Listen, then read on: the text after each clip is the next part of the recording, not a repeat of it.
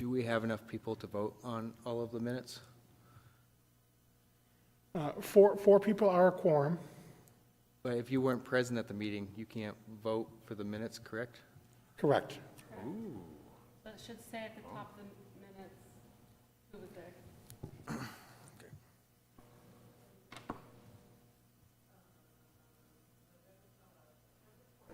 I think we're all here.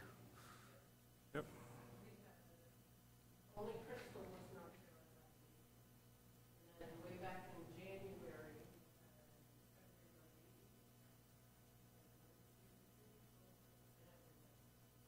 So you're good. Good.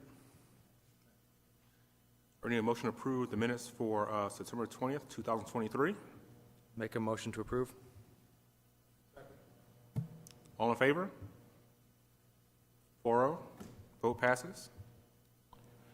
Now we have need a motion to approve the minutes for January 18th, 2023. Make a motion to approve the minutes for January 18th, 2023. All in approval? 4-0. And lastly, we have the minutes for January 4th, 2023. Unless somebody like to approve the minutes for this. Make a motion to approve the minutes for January 4th, 2023. All in approval? 4-0. Vote passes. Now to our next agenda. We're going to hearings and business. We're going to be discussing new business LD 2003. Discussion LD 2003 and the necessary changes to ordinance to be in compliance. Thank you, Mr. Chair. As we have been trying to squeeze in one meeting a month, some discussions on LD 2003. This time, Aaron has focused on a discussion on ADUs, accessory dwelling units, to try to get some opinions on some potential upcoming changes on which way the planning board would like to see those changes going. With that, Aaron will take over. Should I pull it up on there? I don't think you need to. Okay. Do we have an extra copy? Yep. Come on, bring that down. So I have set this up a little bit differently than the previous discussion points about LD 2003 because at some point we actually do need to start drafting ordinance language. So that is how it's brought to you today. The first page there is what I'm proposing as a substitution for our current zoning ordinance, which is technically called accessory apartments, but to which we've been referring to it as accessory dwelling units. That is on the current ordinance is on page 2 and 3 of the handout, and proposed is on page 1. The state mandated changes are that within the growth zone, we're allowed up to 2 accessory dwelling units. So that has been reflected under the first item in standards, C. So C1. Outside of the growth zone, it will still just be the 1 ADU allowed per parcel. The other state mandated change is in parking, so that's C6, in that we're not allowed to require additional parking requirements for an ADU. I've left the provision in there that if parking spaces are required, they have to conform with our off-street parking so that it will be the right size and correct access and all of that.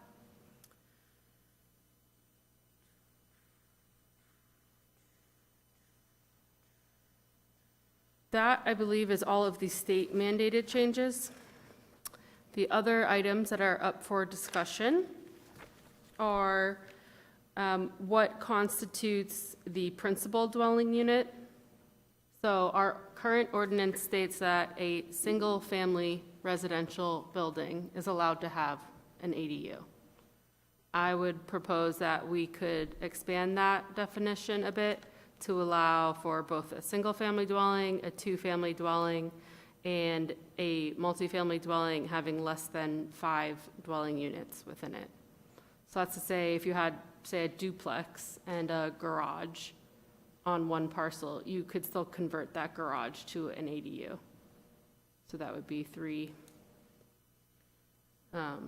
So that's up for discussion. The other point, which is something that we have discussed in the past, is the size, the overall size of an ADU. I have updated it here to that the ADU occupy, in no case shall the ADU occupy more than 40% of the living area of the principal dwelling unit, or 1,000 square feet, whichever is greater, or have more than 3 bedrooms. So our current code says whichever is less, in that if ADU cannot be more than 40% of the space or 1,000 square feet, whichever is less. We had discussed this at a previous meeting, thinking about, say you had a really large house, and then you had a really large garage, and you wanted to turn that garage into an ADU. You'd be limited probably to 1,000 square feet, but if the existing large garage is in scale with the existing large house, who's to say that the ADU needs to be limited to 1,000 square feet if it's scaled correctly to the principal dwelling? The other instance is that if you have a very small house, you gave this example yesterday, right? So if you have a house that's, say, 1,200 square feet, you'd be limited to 40% of 1,200 square feet, which is not a very large ADU. I mean, most of the ranches in Sanford are only like 1,028 or 1,026 square feet, Right. so 400 square feet. So in that instance, they would be allowed to go up to 1,000 square feet, because that would be the greater than portion there.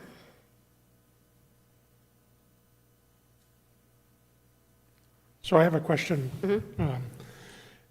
Your proposal says that should be 40% of the principal structure, principal dwelling unit. In the case of a multifamily, how do you determine what is principal? Is it all the 4 units combined? Is it one of the 4 units? It's currently worded principal because it's only a single family with accessory. Right. But I think we would have to better define that if we're now going to include multifamilies into that question.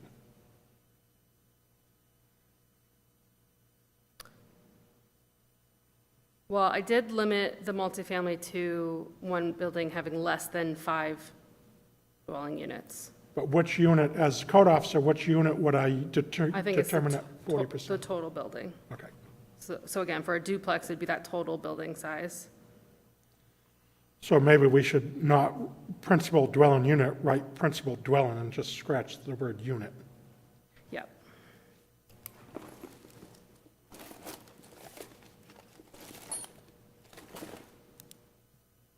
I thought I got that, thank you.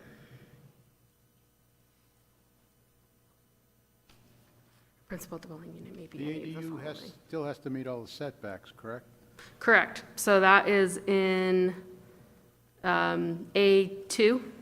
The ADU shall conform to the standards of the zone in which it is located. So that would be, I think there are some things that are still missing from this ordinance. I should have probably started with that, but setbacks would be part of the underlying zone, the zone that which it is located. So that's in the second one.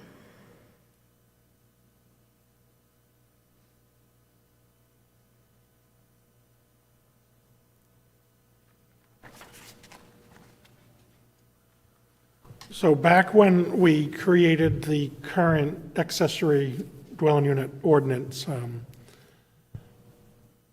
we had some situations where out in, say, the RR zone, rural residential, that people were building accessory units the same size, if not bigger, than the single-family house that was there, essentially creating 2 families. So at the time, the planning board put those limitations of size onto it to make it a true accessory and not a true duplex out in the rural zones. With LD 2003, the law now says that 2 families are allowed in most of our areas if they meet density requirements and setback requirements. So the question is, do we still need to limit the size if a 2-family is really going to be allowed pretty much everywhere an accessory dwelling unit is going to be anyways? Well, the other provisions within this ordinance, I think maybe you would still want to limit the size of an ADU because of things like there's no parking required. So if they want to build something that's larger than what the ADU allows, then they have to also require parking.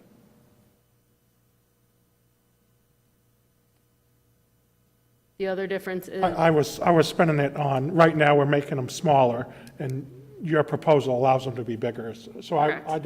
I did word that wrong, I apologize. That's okay. I don't mean no limitations, but we're allowing it to be more than, say, a 400 square foot accessory unit on a 1,000 square foot house. Would you be allowed a two-family and an accessory unit on a rural lot? So then you'd essentially have 3 units the same size if you allowed that? If it's in the growth zone. Yeah, then it's in the growth zone. No. So I No, thought I could. anywhere. Yeah, I thought I could have basically an attached accessory unit and a detached with the new law change. But we got to remember, we are keeping our density requirements for 2 families. for two families. So in the rural zone, that means it would have to be on a 4-acre lot for a duplex. Yeah. So it's a little bit different than like urban zone doesn't have a density requirement. So in the urban zone, you could potentially squeeze more units in, but we already can. Correct. The accessory dwelling unit cannot count towards the overall density. That's already in our current ordinance, but that's state mandated. Yeah, but so I can have, so what I'm saying is I can have 2 units. Correct. And an accessory unit, and if you don't restrict it, then you're gonna have 3, I could have a full 3 unit. But it is restricted in that the second unit has to have the same amount of lot size and has to conform to the density regulations. Yeah, no, but I'm saying I Right. have So the yeah, lot if size. you have a 4-acre lot in the RR zone, Yeah. you could potentially have a 2-family and an accessory unit now. Yeah, and so Well, it'd be 3 full potentially. units, essentially. And part of the question that Erin hasn't brought up yet, so I'll steal her thunder a little bit, is currently the ordinance requires an accessory unit building to be owner occupied. So at least 1 unit in the building would have to be owner occupied. Not necessarily the principal, not necessarily the accessory, one or the other. Is that still something that we want as a requirement? Is that required under LD 2003? It is not required. The regional planning commissions have been advocating for that restriction to be removed because the goal is to provide more housing. But And then, why call it an accessory unit? Because the whole purpose of accessory unit is, mother-in-law suites or, so forth. actually, I've written the purpose of the accessory dwelling unit for this very instance. The provisions are to regulate the construction of accessory dwelling units, to assist in meeting the stated housing goals of the Maine Department of Economic and Community Development, and to provide the residents of Sanford alternative housing options. So prior to LD 2003, your thought process was the purpose of an accessory unit. Yeah. Post 2003, this is the state mandated purpose of a, Purpose is to provide more housing. Why call it something different when it's exactly the same thing as just another unit? I mean, so I don't disagree with you, Jace. It's, again, the owner occupied is something we don't have to do, but it's something if you guys, and then the city council chooses to do, they could keep. So that is a discussion point. again, I think we want to create more housing, but I also think we want to create good housing, and I think what we've seen in the past is when the property is owner occupied, there tends to be a little bit more care sometimes. So I'm not opposed to leaving the owner occupied piece in there. I know that creates some issues with codes and, down the road with someone potentially moving out of the house, never notifying the city, and tracking that, but So we do have a rental housing license program. Yeah. So we do get yearly licenses on all rentals, so that is something that is trackable. Is it fair to say that most of your codes issues are with absentee ownership? Is that a fair statement? I think it's not 100%, but yes, I would say the majority of properties that are not as well maintained are from absentee landlords.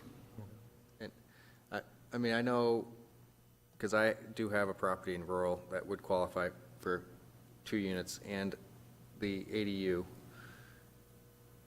and I'm pretty sure my neighbors would be pretty ticked off if I wasn't living there.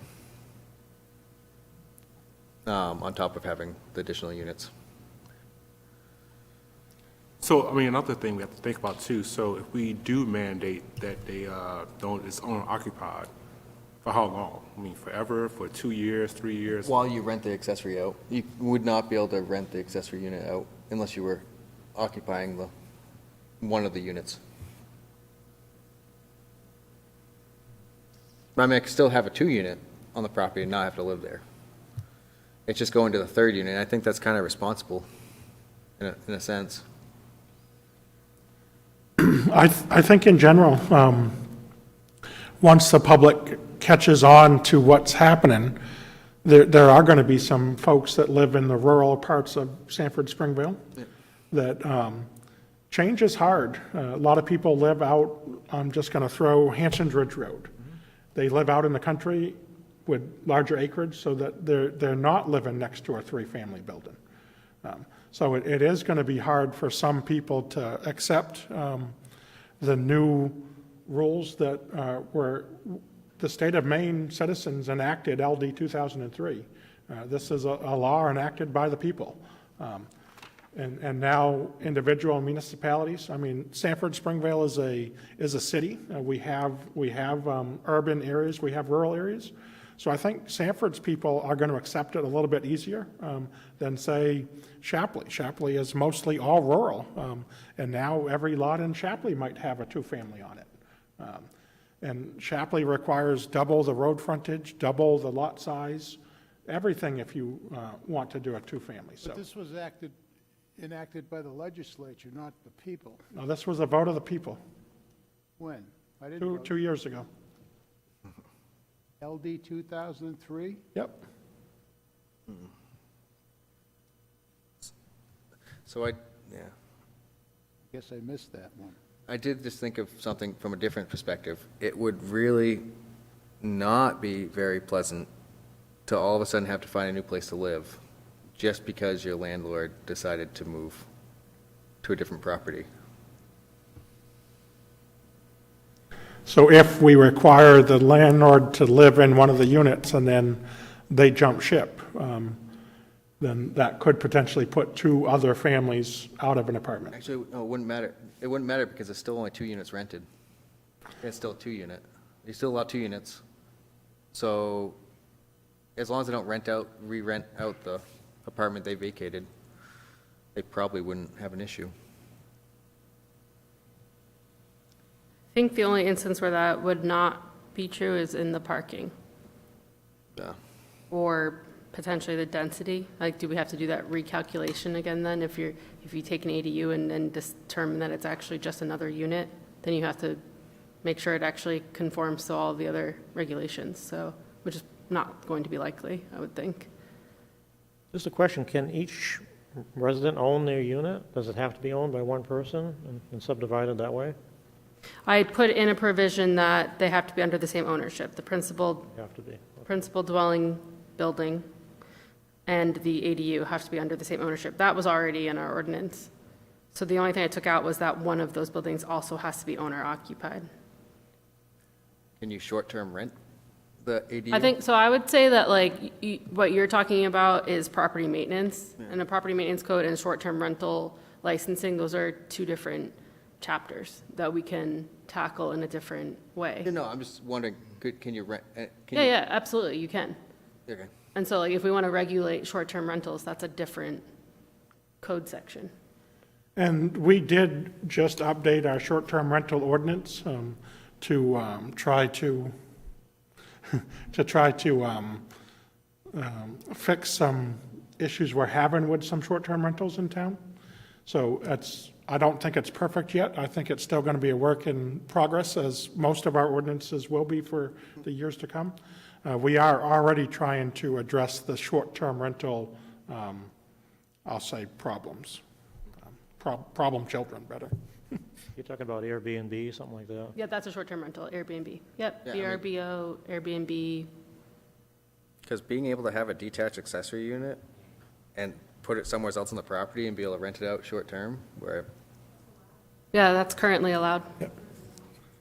Now, is it allowed to have, I know down south we have a lot of rent-to-own homes down there. Oh, God. how We have a would lot of that- what? Rent to own. Rent-to-own homes down there. So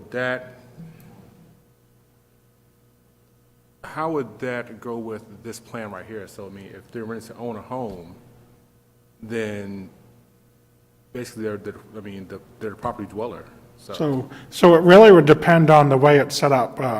Rent-to-own means different things to different people. In some cases, a rent-to-own is you actually sign a mortgage, and the first 2 years of the mortgage is rent if you default, or if you don't default, it becomes the down payment. So really, it would depend if it was a rent-to-own in that situation, then they're actually the homeowner, even though the mortgage is set up as their rent in the first 2 years, and depending on what happens after 2 years is where that money goes.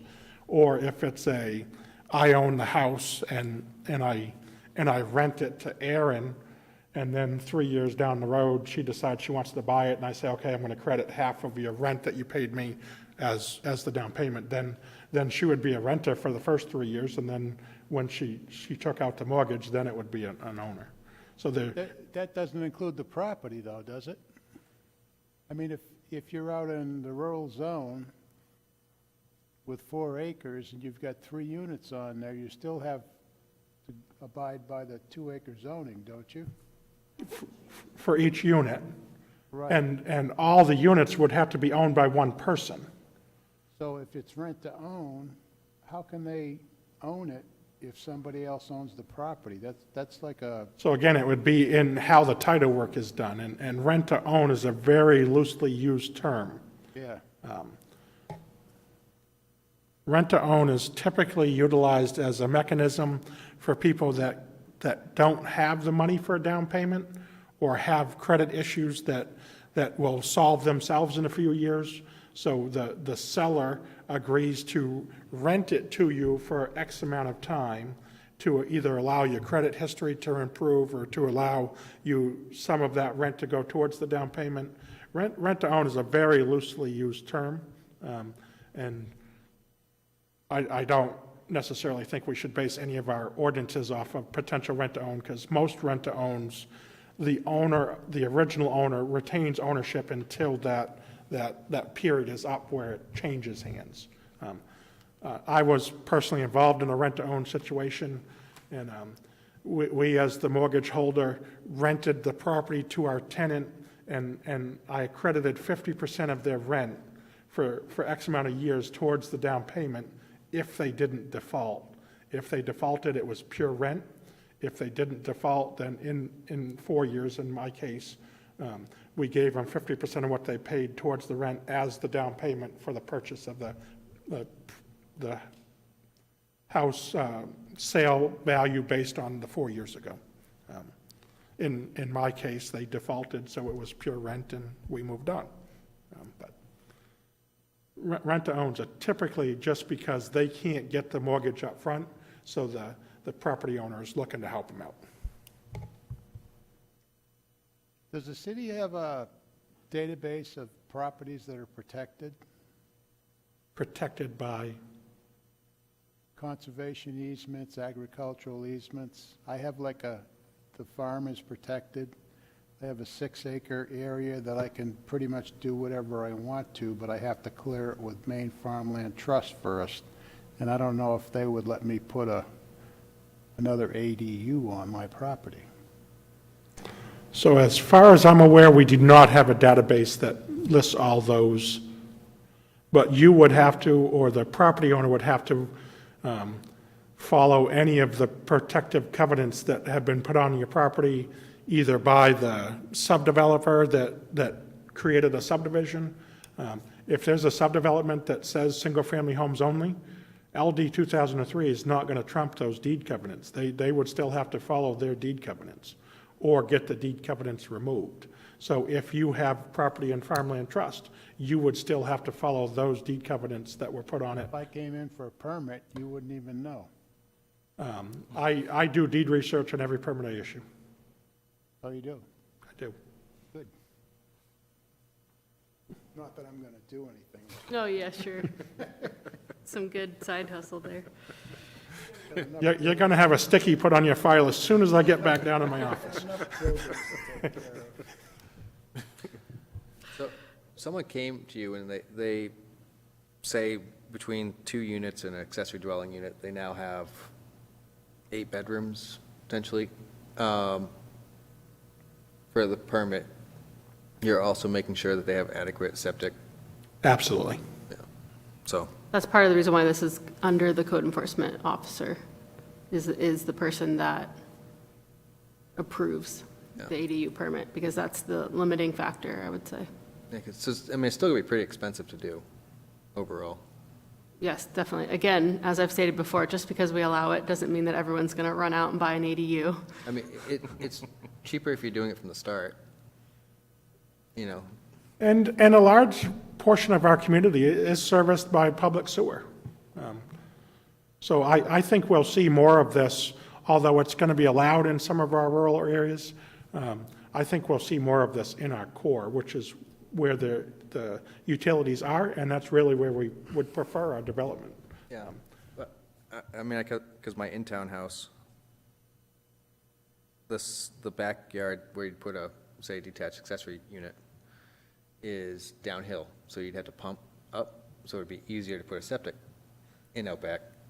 And if we change the zoning to combine single-family and general residential, I'm pretty sure general residential does allow one house, If it's not near sewer. not near sewer. So state statute says that if there is a sewer line within 200 feet of the dwelling, it has to connect to sewer. Perfect. The general residential provision where you could allow one house without being connected to public sewer is because we do have some general residential areas that there is not sewer available. Yeah. So it's not feasible to ask somebody to do a 500,000, 1,500-foot sewer extension for one dwelling unit. So that provision was put in there for that case. Perfect. If I can make just one comment before we get too far away from that. If there's some way that you could explore, opportunities for people to have ownership in that situation, that interests me, because that, allowing people to have ownership allows them to build equity, have something, of value, instead of just constantly renting. I think that's better for the community. I think it builds a better, stronger economic base for the community if we're encouraging ownership. So you're saying that there would be a separate owner for the ADU versus the principal dwelling? I don't even know what that would look like. I'm just kind of throwing it out there as a Condos. point of So that would discussion. essentially be a condo. That, Condo, yeah. right, a condo, or they could subdivide the lot. That's a good question. If you can have a 2-unit, can you actually make condos out of it on rural now? Not in rural now, but But if you can have 2 units, you would need Nope, she's pulling out the book. setbacks. For a condo? Well, there's a provision in the back of the ordinance that allows, I'm not going to say a blanket note, it's a maybe. So there is a provision in the ordinance that potentially could allow it. It's, condos is a form of ownership, so we don't have a separate condo line in our table of land use. Condo is a form of ownership. Currently, a condo in land use is considered a multifamily but now you building. allow it. Multifamilies are currently not allowed in the rural zone, but in LD 2003, 2 families will be. So potentially, you could now have condos in the RR zone because a 2-family condo could potentially be allowed. But condos, they don't generally own the property, do they? The condo association would own the property. But you can have a condo association with just 2. Because you got to Owners. pay monthly dues for Right, to replace the lawn roof mowing, and, right. whatever. For a long time in Sanford, condos did not work. We had several condo projects approved back in the mid-2000s that sat vacant for over a decade. They are now selling them quicker than they can build them because, well, lots of reasons. But condos, I think we will see more of in Sanford in the years to come. Can a condo have an accessory unit? Well, a condo, again, is considered a 2-family. A condo is just a form of ownership. Correct. But no, because the current accessory dwelling unit provision says that they have to be in the same ownership. That they could, a multifamily building could have, say, a garage unit in the backyard, But a condo is two separate owners. it would be one owner. It would, all 3 units would have to be within the homeowners association. So both the ADU and the multifamily building would be under, So you're saying the owner is the actual landowner, Is not it- the building owner, is the association. as the landowner? Sure. We'd have to This look into that one. I'm just thinking of a way to provide, some ownership opportunities for people instead of just renting. I mean, we don't have to have this ownership line in here at all. I kept that from the current code. But again, a lot of times if you're a young person coming out of college, you can't afford a mortgage now for a single-family home. I mean, a starter home, a 1,000-square-foot ranch in southern Maine is currently selling for $350,000, $400,000. But if potentially you could buy a two-family and at $450,000 instead, or $350,000, then you could rent out half of it. Then that's going to pay for 2/3, 3/4 of your mortgage. So just the allowance to have a two-family instead of a single-family is going to help pay the mortgage. And then if you add an accessory onto that too, now we have a 3-family paying just a slightly larger mortgage. So now they're paying 3/4 of mortgage. So although it might not help 3 families, it could potentially help some people gain ownership because the new rentals will help pay the mortgage. Yeah, but they can't use the rent in their calculation of whether they can afford the mortgage or not when they get the bank loan. So what you're going to end up seeing is it's going to be property maintenance companies buying all these lots and building 2 families and owning them. I don't quite know if this is actually going to lead to additional home ownership. I think it's going to lead to more landlords. I mean, it might provide more housing and it might decrease prices, who knows, but this is, I don't know. There's more, yeah. Yeah, Some of what you're saying, were more landlord ownership. yeah. The owner occupied kind of prevents that, because they're, if they're coming from New York and they're buying up hundreds of units, as we know, has happened, and they're an absentee, so if you want to protect the rural, first of all, I think the rural people will protect themselves. But you want to keep that owner occupied piece definitely in there, at least for the rural, but could you divide it up? Say you want the urban to be able to have ADUs in the urban area, do you want to say it's okay without owner occupied? I'm just trying to think if there's like little ways you could adapt there. That's definitely an option. Yeah, but there's some places I think you want to protect rural, you want to protect the character of rural, so how do you do that? And urban, you maybe want to be a little more flexible. I'm just throwing out different Yeah. ideas, so. Yeah, I've already- We're sitting there like, what about that? So, Yeah, okay. that's, Right. I've already put one provision in there about the growth zone, so we could add provisions. If you're in the growth zone, you're allowed 2. If you're out, you're allowed 1. If you're out, you need to have owner occupied. If you're in, you don't. yeah. We 'Cause could add things I that mean, way. you guys know parking's my biggest pet peeve. And so, when I see here you can't regulate it based on parking and, potentially adding a unit to dwellings that don't even have enough adequate parking for the existing units. That's one of the ones we can't alter, though. I know, Okay. but so like, I know someone with an apartment unit and they don't have enough units for the current, they don't have enough parking spots for the current units, but they have a garage that they can add an accessory unit to on top of it. Yep. And so, like some of these, and it's on a street where you can't even get a fire truck down it because people are parking off-street both sides before we get snowbanks. So, How many units are in the multifamily building? 3. Okay, yeah, they could under this. Yeah. So, like, it just kind of, I'm kind of irritated because the one issue in the growth zone that I see is parking, and it's the one thing you can't regulate based on. That goes to like when I was bringing up in the last meeting we had with this, about having that mix of like having certain regulations in different zones to like kind of break it up a little bit, whereas somebody can have more freedom in one zone than the other zone. Like the example you had last time we had properties with, the house and the additional house, but then we had something look like kind of like row houses or condos on it. in the examples that you guys showed us before. Is that still an option, or are we just going straight with the primary house and additional unit? There's different pieces of The this. conservation subdivision, I think. Yes.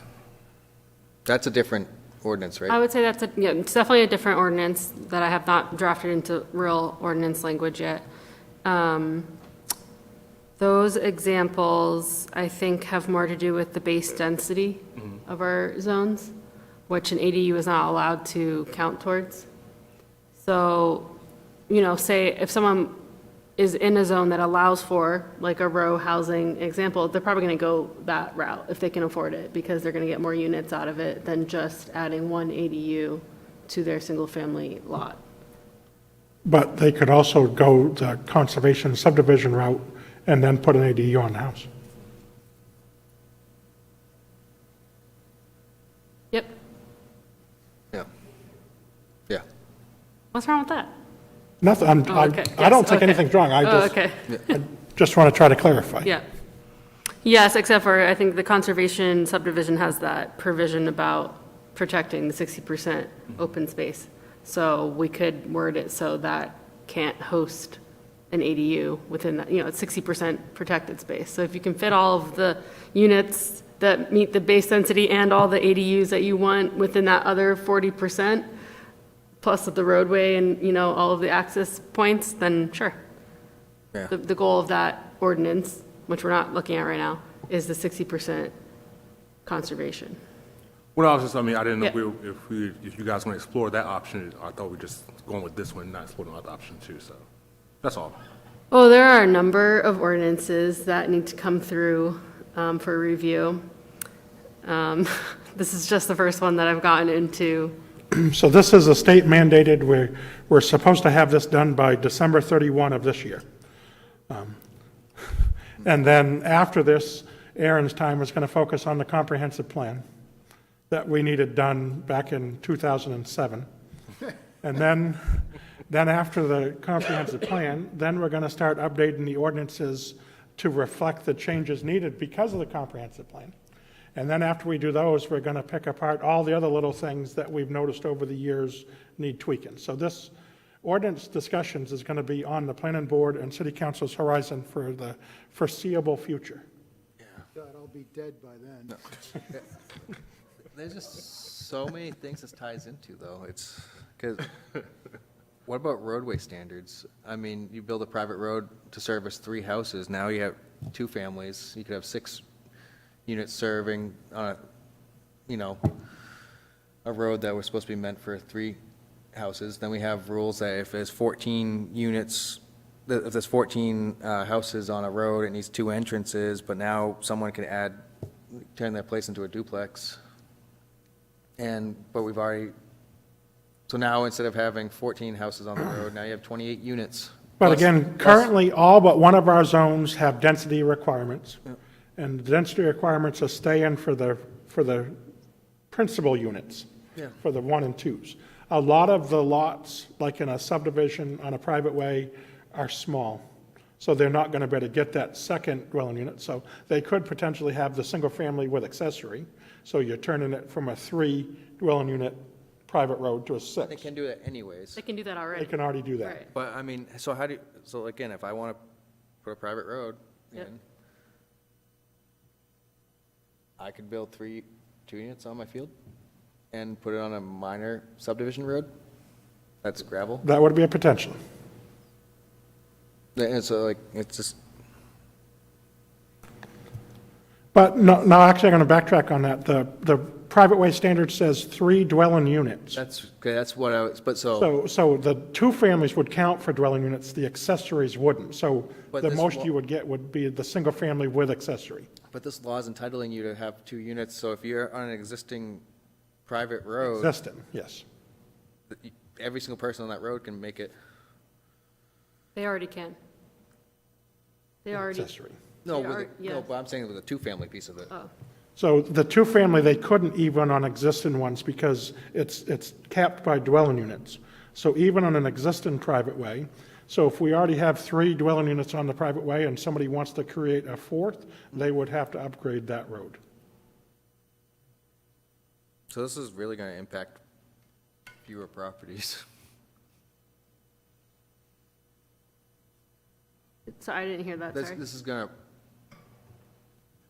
not impact as many property. I mean, there's going to be a lot of properties that are going to be exempt from being able to put two families between private roads, not being having the lot size. Because we can keep The our lot density size is requirements, definitely- this, it is going to, I'm not going to say limit it, but limit it. You still will have rural character in the rural zones because of the density requirements. So that, and the private way requirements will make it, there is a very big difference in cost of building a private way or a street built to public street standards for more than, with the exception of, we did do an ordinance change about a year and a half ago for private ways in the urban zone. So the ordinance now does allow more than 3 dwelling units on a private way in the urban zone, with some caveats that does have to be paved, but it's not as wide and as deep as a typical public street. So, but the ordinance was revised a few years ago to allow the urban zone to have more than 3 dwelling units on a private way, a better built private way. So Jace, I think what you were referring to is, in general, the LD 2003 provisions won't actually allow for two-family units, like not the ADU, but the other, and that is correct. Like the underlying density and lot size requirements are going to limit a lot of our parcels. It's just the really large parcels that can handle, they could handle it now if they wanted to subdivide, or they can not subdivide and still have 2 units, basically. Yeah. I mean, because yeah, this is ideal for some of the big lots. You can just dump out a whole bunch of 2 units. And in some cases, we have lots that have the acreage but not the frontage. So we have some lots that right now are 200 feet of frontage and 800 feet deep. So they could potentially now add a second unit with the two-family provision because they have the acreage that they couldn't before because they didn't have the frontage to split it without creating a private way. So we do have some long, skinny lots.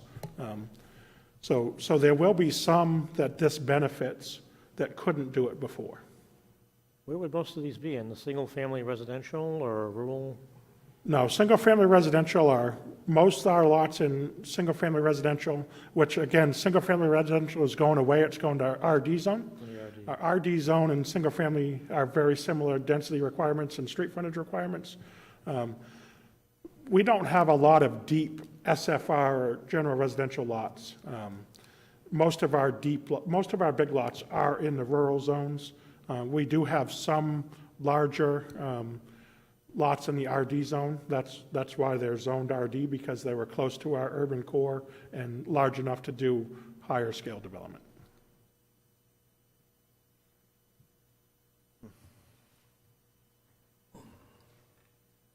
So, I mean, going back to what's written on here, I'm going to say yes to the owner occupied for the ADU. Keep it owner occupied, Yeah. One unit. One of the units seems to be owner occupied. How does the rest of the board feel? I feel the same. I feel like if it's owner occupied, then they'll take more part in the property. I think this is an important enough question that we should re-ask the full board when we have all members present. Yeah. Yeah.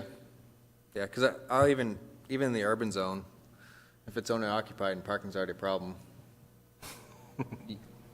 the accessory unit that, makes the parking problem worse, you may not be so happy to. I don't understand how that's relevant. What? How is that relevant? The ownership of the parcel and the parking problem, perceived parking problem. Could you be creating the parking problem worse for yourself? I could see an example of, I own the property, I own 2 cars, and my parking lot's only big enough for 4 cars. I would be specific in who I rent to make sure that they don't each have 2 cars that's going to cause a problem. If I lived there and knew there was a parking problem, as I field my tenants, I would try to field them ones with less vehicles. But, Just an example. but still, it's the full board, but yeah. Okay. parking thing always gets me. It drives me nuts. I'm sorry. Because I've just, so many of the other communities I've seen just spiral downhill with issues with it as they grow. What kind of issues are you talking about? Can you be specific? Not having adequate parking. And what does that lead to? I mean, it makes, so I don't go to that community, but if there's.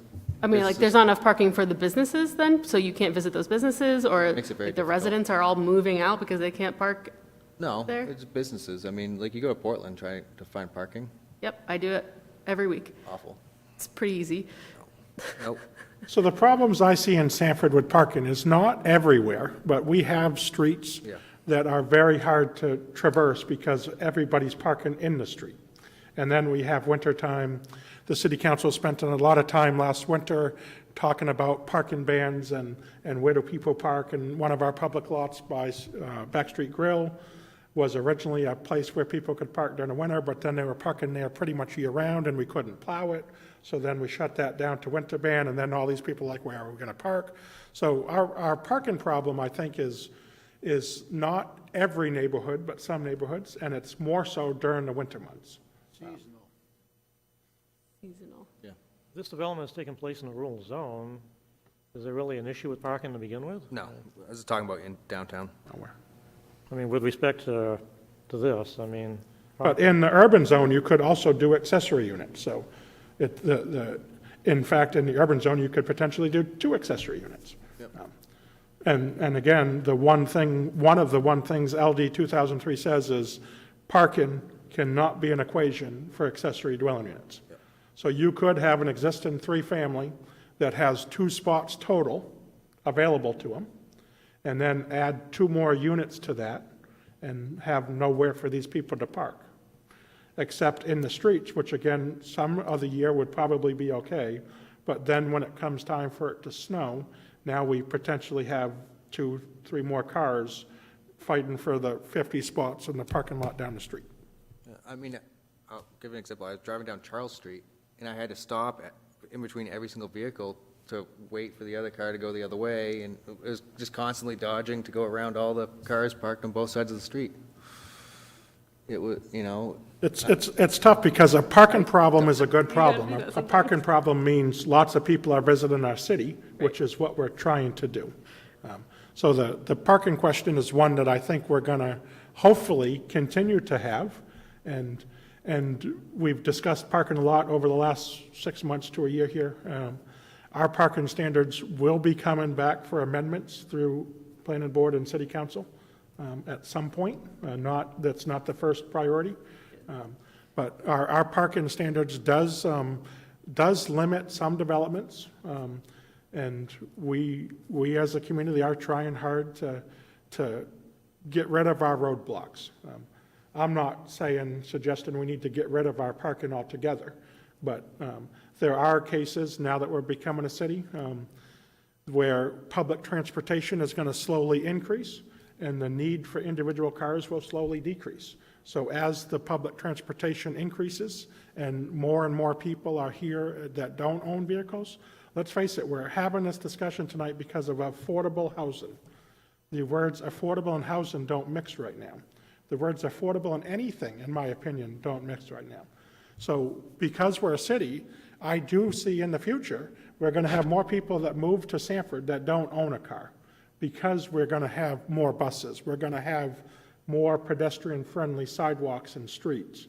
Through the RAISE grant, we're improving our walkability of our downtown. Hopefully, with the improvement of the walkability of the downtown and the creation of housing units in our downtown. We have TPD that's got approved next door. We have Rankin that's got approved next door that way. We have the Stenton Trust building that hopefully secures their funding sources and starts building. I mean, those 3 projects I just said is 160-something units in the core of our downtown. And hopefully, by the time those are built, we got some public transportation available, and we will start attracting people that don't have vehicles. I live in the rural section of Maine. My driveway looks like a used car sales lot right now because my children still live with me with their husbands and boyfriends. So You drive by my house, it looks like I got a used car dealer. I couldn't live in the urban downtown because of that, but I have the ability to house my family because they can't afford their own houses because of the cost of houses right now. But I do think, because we're a city, and this, at city council last week, or the week meeting before, another group came and said they're adding a bus service to Sanford. So we are gaining public transport as we speak. And I'm hopeful that as we gain the public transport, that hopefully we gain some people that are here without cars, and then that will help solve our parking problem. The other instance is that in each of our applications for both residential and commercial buildings, we're recalculating the number of parking spaces that are needed per use. But once you start to co-locate those uses so that, Stanton Trust is going to be right across the street from a restaurant, you don't drive from your apartment to the restaurant. When you live in that apartment, you walk there. So there's no reason to have 2 parking spaces allocated for your 1 car within that 200 square feet location. Do you know what I mean? Like, you're going to drive home. Yes, you need somewhere to park at night, but then you don't need to move your car to go out to eat or potentially to go to work if you're working. They're marketing those units as working class units, so we're going to have members from the city hall, police station, fire station could be living in Stanton Trust. They could just walk to work. They don't have to, they leave their car at home and they take their car out on the weekends to go grocery shopping or something like that, so. I hope we get to that point where most people work and have jobs in town, Right. but I mean, right now That's the goal of a downtown district, right, is to be the economic driver. And parking is a physical amount of land. And so you can only have so much land dedicated to parking, and that takes away from the economic driver of being able to put an office building in that can attract 600 new income tax dollars. And a lot of the area we're talking about is our downtown core. Last night, city council meeting, city council took a second vote on a condemnation of the boiler house at the International Woolen Building. One more meeting, and we will officially own the property. And then they discussed last night the application for a grant of $5 million to demolish the boiler house and do a little bit of cleanup. And then part of Brownfield's program, you're allowed to use pavement as a cap. So the short, long-term goal, we are still looking at probably a year and a half, but hopefully in a year and a half, we will have, I believe it's about 90 additional parking spots that will be a public parking lot in our urban core. Satisfied, Jace? Yes. Yes, I am. Well, I think Jace is passionate about parking. I like that Jace is passionate about parking. Parking will be a discussion that we have at pretty much every meeting of the planning board for the foreseeable future. But that's a good problem to have. I'm glad that we're starting to worry about parking, because that means we have more people, we have more business. That's been the goal of Sanford since the mills left 100 years ago.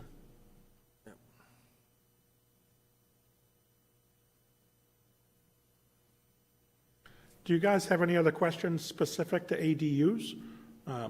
Do you think the draft that she has on the front page is a good first stab? Is there anything major that you think we should change? I don't see anything major. No. Not really. I think everything else, the only thing was, we'll leave it to the rest of the board, but I mean, I've said where I am at with owner-occupied. Owner-occupied. This is my first read of it, so I'd probably. give you Yeah, I my know, comment. Lenny, I'm sorry, I promised I'd get it to you guys before this meeting. We've had a lot of applications come in. We, all of these discussions will come together in one red line, clean copy ordinance discussion before you guys vote to forward it to council. So these are all just to try to make sure Erin is not wasting her time doing something that you guys will just automatically throw out. Well, I don't know if that's true, though, because we could send this to zoning subcommittee. We don't have to wait till all the LD 2003 things are set. We don't have to. Just, I mean, for the sense of that, even that committee has a certain amount of time that they have. Right. Right, right. So if we get like 2 ordinances through each zoning subcommittee, that would Yep, be more manageable even for that committee Okay. to handle. yep. So we have to have a public hearing on this when We will, yes, and then that's 2 readings at the council? correct. And there's a subcommittee at the council, either before or in between or both, the council ones. Time's running out. Time is running out. That's why me and Aaron and Alex and Jan tried to do a schedule starting 3 months ago to get it so that we have meetings that we could devote to talking about it, because we'll have to have one here and then you have to have one there.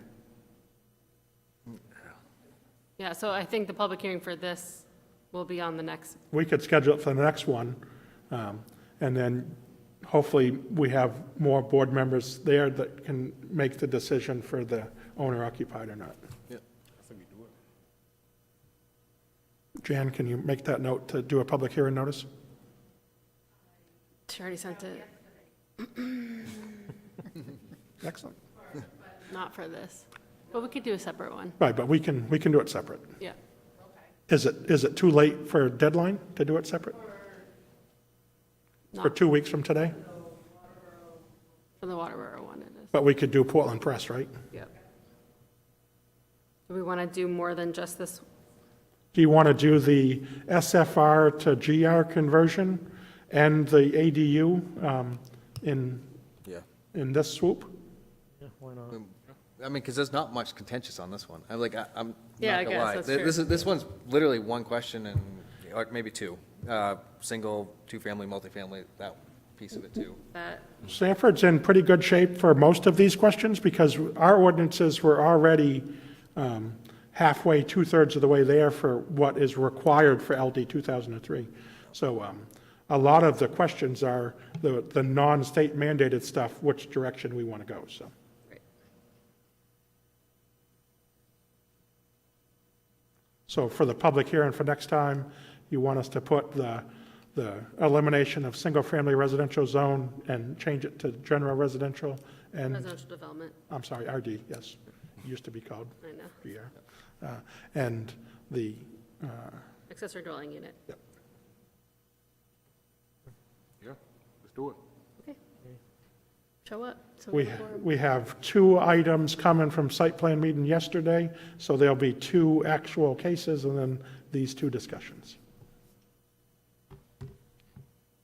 Excellent. Any other general LD 2003 questions?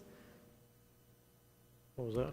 No. Any other, just in general, not related to ADU, the LD 2003 questions I can answer? Not tonight. Okay. Mr. Chair, would you like to give the audience a chance to have any questions or comments? Yes, go ahead. Our esteemed audience there.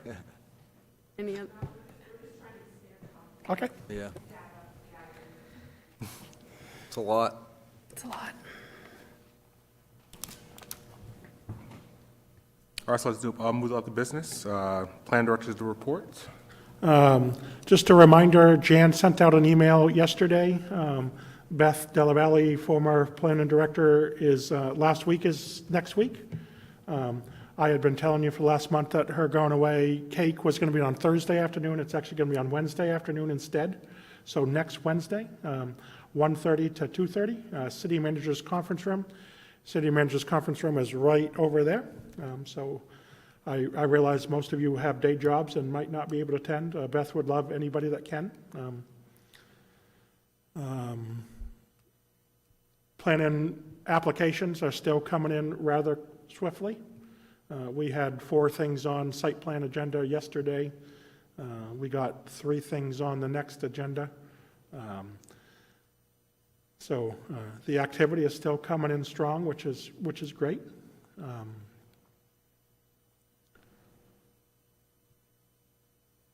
I think that's all.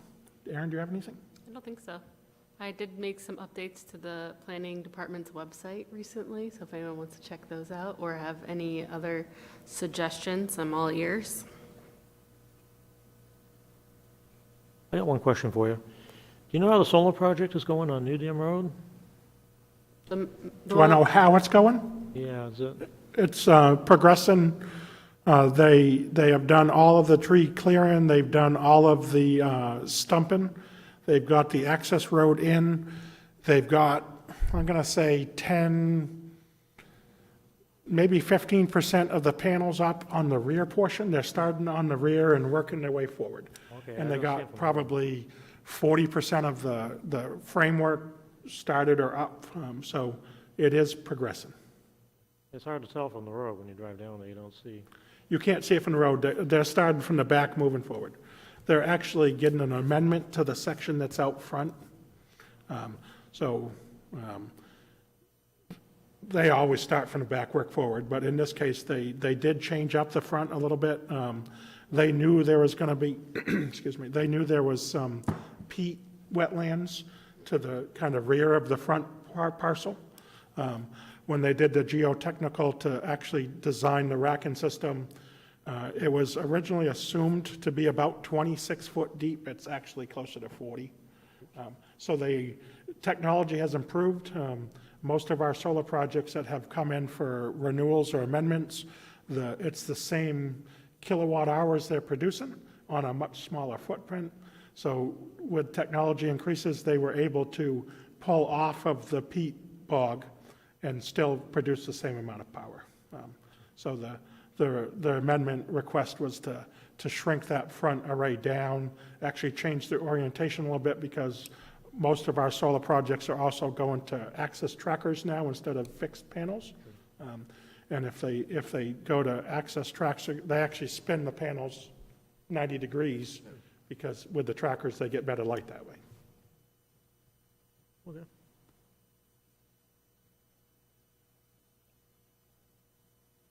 Any communication from the board? Motion to adjourn. Second. There we go.